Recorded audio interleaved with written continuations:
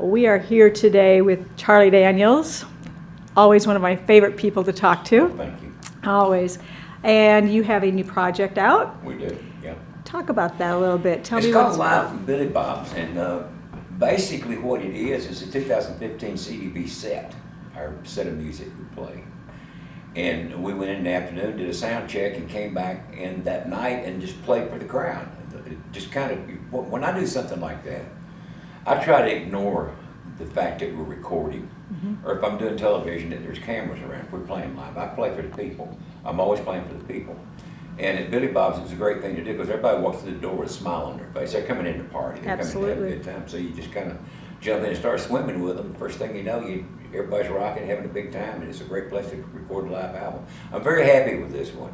Sometimes you're not always with a live album because you only get one shot at it. That's right, you can't redo it. Yeah, and sometimes it's, you say, I wish I could play that better, I wish I had a better solo or whatever. But you got to make allowances for the emotion, the feeling, the energy in the thing. And if that's there, then it makes up for a multitude of other things that could go wrong. And the energy's there in this whole album, start to finish, so I'm happy with it. You had a set list, or did you kind of go with the flow and pick and choose the songs you wanted? No, it's just our regular set list. Okay. We play a lot of the same places, even sometimes year after year. And we change the set to some extent every year. We put some different stuff in.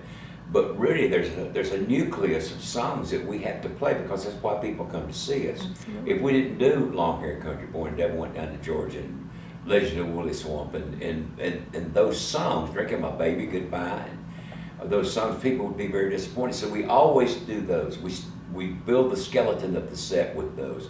And then we say we want to go back and grab an old song, or want to do one of our new things, or one of the latest things, or something from 20 years ago, or whatever, and we kind of keep filling in. And then there's one spot in the show, it's usually about the fourth song, that I kind of leave open, and there's like 4 different tunes that we could do there.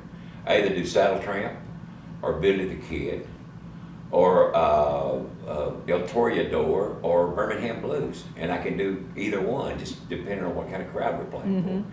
Other than that, it's pretty well set, though. The set is pretty well locked in. So other than the vibe of Billy Bob's, what makes this project so special and one of your favorites? Well, we're a live performing band.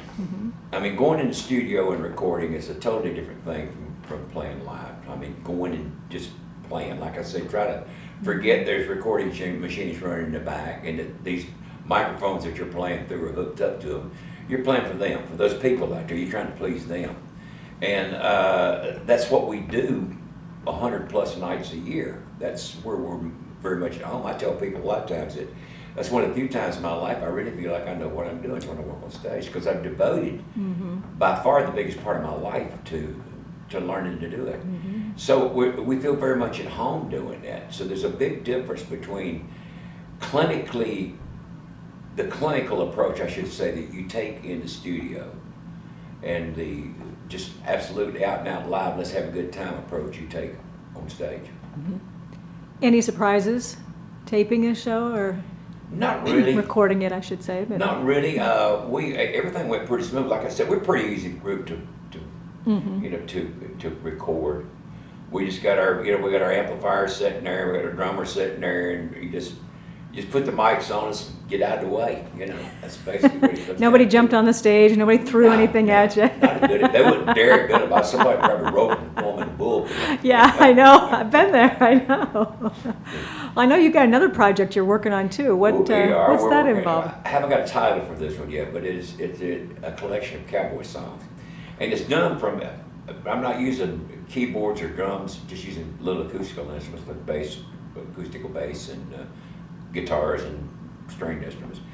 But there are a lot of really good, some of the best cowboy songs are songs the public has never heard, that have been around for a long time, but they never played on the radio, or nobody does them live hardly or anything.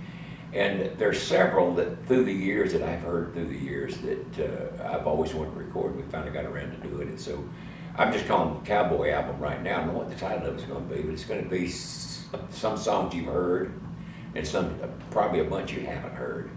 but all cowboy songs. So not necessarily songs you've written.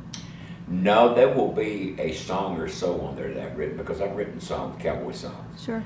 There'll be a song or two that I've written, but most of the album will be other songs that other people have written. Any collaborations with any of those that have either sang them or write them? These are fait accomplis. They were already written when I got a hold of them. So, Right. Songs that I've heard, maybe just heard somebody sing, maybe I don't know if you've been recorded or not. Right. But, songs, there's a song that Taz wrote, my keyboard player who was killed in a car wreck some time back, called You Can't Beat the Damned Old Machine, which is one of the best cowboy songs I've ever heard. It's never been recorded. I'm fixing to record it. And it's a song called The Night Hawk. It's a great cowboy song. The Good Night Loving Trail, which has actually been recorded, but most people have not heard it. But there's a lot of songs out there like that that kind of portray the life of the working cowboy. So let me ask you this. When you go to put together your list of songs that you want, are you an organized person where you have lists of things that you say, someday I'm going to do this? So you start your list of songs that you want to put on an album, or is it all up in your head and it just comes out when you know you feel it? How do you decide? Unfortunately, I am not a list maker. I wish I was. I'll start something and I'll lose it. That's one of the great things about a computer to me, is because I can kind of centralize everything. But even with that, I forget to make the list. Right. So I basically just keep stuff in my head. I've kept parts of songs in my head for years and years and years. I mean, stuff I'm writing, that would finally finish, or ideas for songs, lines for songs, guitar riffs, that sort of thing.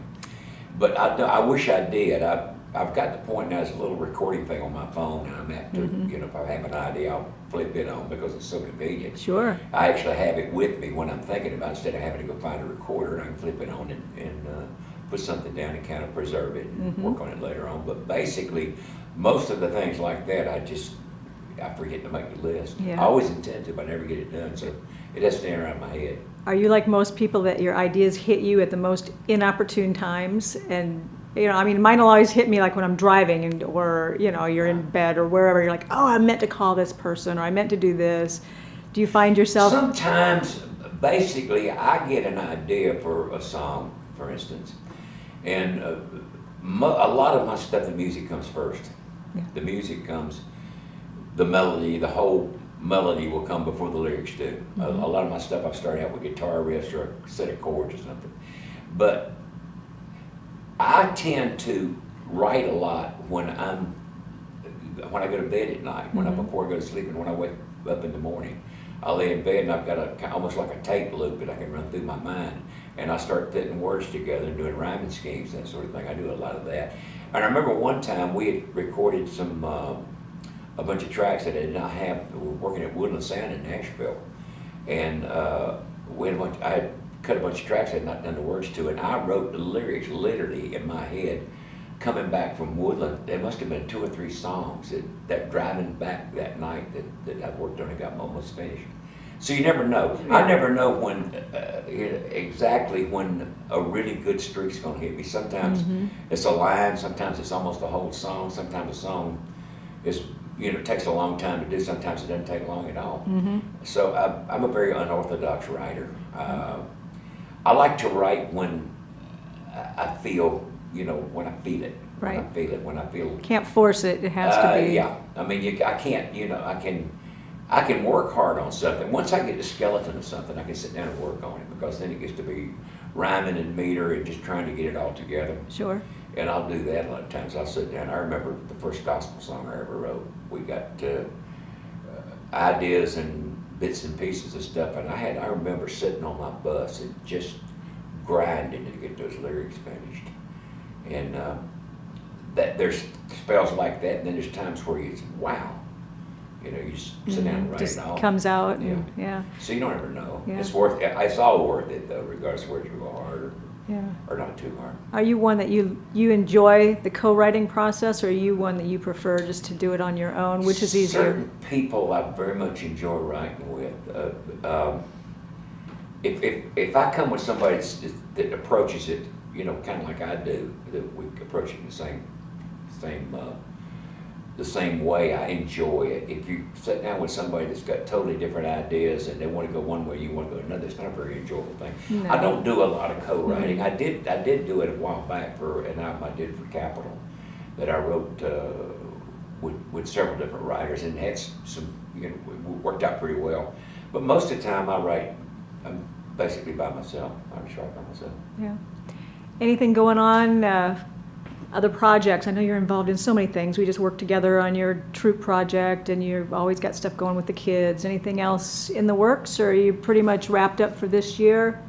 We're pretty wrapped up. I say wrapped up, I don't mean busy-wise, but just Sure. really into, I should say, Right, a thing now anything called the major. Journey Home Project, which Right. is an organization that David Corlew and some other people myself got started. That our mission is to soften the landing for our men and women coming home from service, to try to help them transition back into civilian life. Mm-hmm.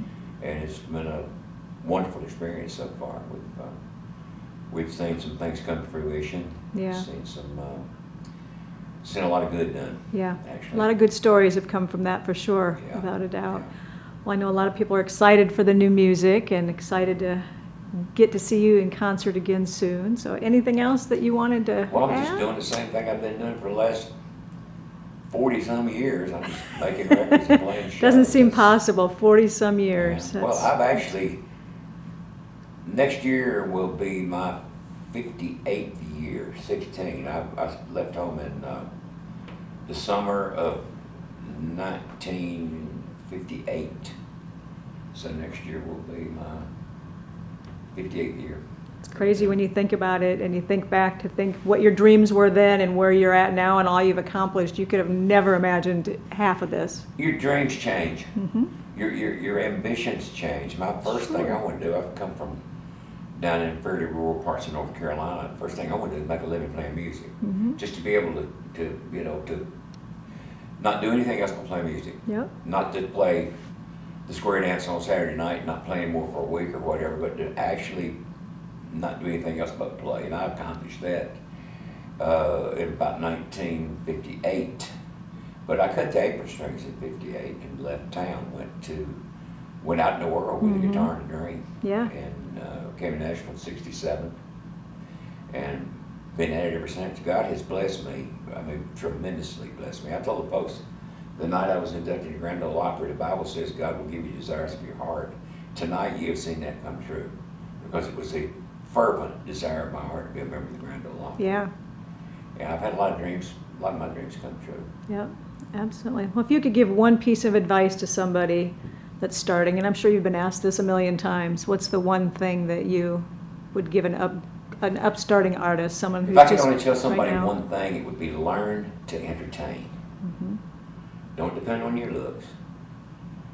Don't depend totally on your music, mostly on your music, but learn how to present yourself, how to present your music. One of the big things that you have to learn is how to sequence your music where it's pleasing. You don't want to come out with the biggest thing you got and then everything just falls flat from there. You don't want to come out Sure. and set up a stick of dynamite and then use firecrackers the rest of the night. You want the dynamite on the end. You want to come out strong. You got to do this during the center and you go out strong. Yeah. You learn how to sequence your songs. You learn how to talk to people. Absolutely. You learn how to communicate with the audience. They are the ones that pay your salary.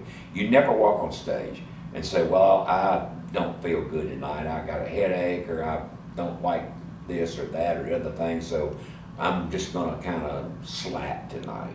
People know that. Oh, absolutely. They won't come see you the next time. Yeah. They'll say they were terrible. I didn't, they weren't even trying, so Yeah. I'm saving my money next time I go see somebody else. You got to give everything you've got available that night. You entertain people. That's the bottom line of the thing. You don't just play music for people. If people just want to hear music, they'll listen on the radio. They want to be entertained. Yep. Different people have different ways of entertaining. You go see Bob Dylan, he's just strictly the music guy. He don't have to do anything else. Right. But we're not all Bob Dylans. We're a far cry from it. I'll tell you a good example. You want to see a show, go see Garth Brooks. Yeah. There's several people. I'm just singling him out because he puts everything into it every night. Yep. Absolutely. And there are a lot of people like that. There are quite a few people that do that, but he's one of the ones that come to my mind when I think about that. And, you know, people enjoy him. They walk out talking about, man, I had a good time tonight. You remember he did this? And I've been wanting to hear him do that for years, and so on and so forth. And then the next time you come back to town, they go buy another ticket and come back and see you again. Yep. So that's the bottom line of the whole thing. You want to be in the music business for a long time? Learn to entertain.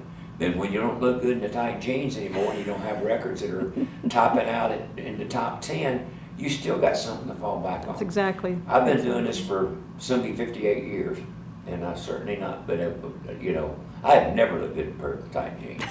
I mean, you know, I've never been able, I've never been, that has never been part of my appeal at all. Sure. It's always been the music and entertainment, so learn how to entertain people. Yeah, well, you do it well. It's always such a pleasure to talk to you, Charlie. It's my pleasure. Thank you. I appreciate you coming out. Awesome. Well, thank you. All right, I'm going to wrap it for today. Isn't We're it good. amazing how small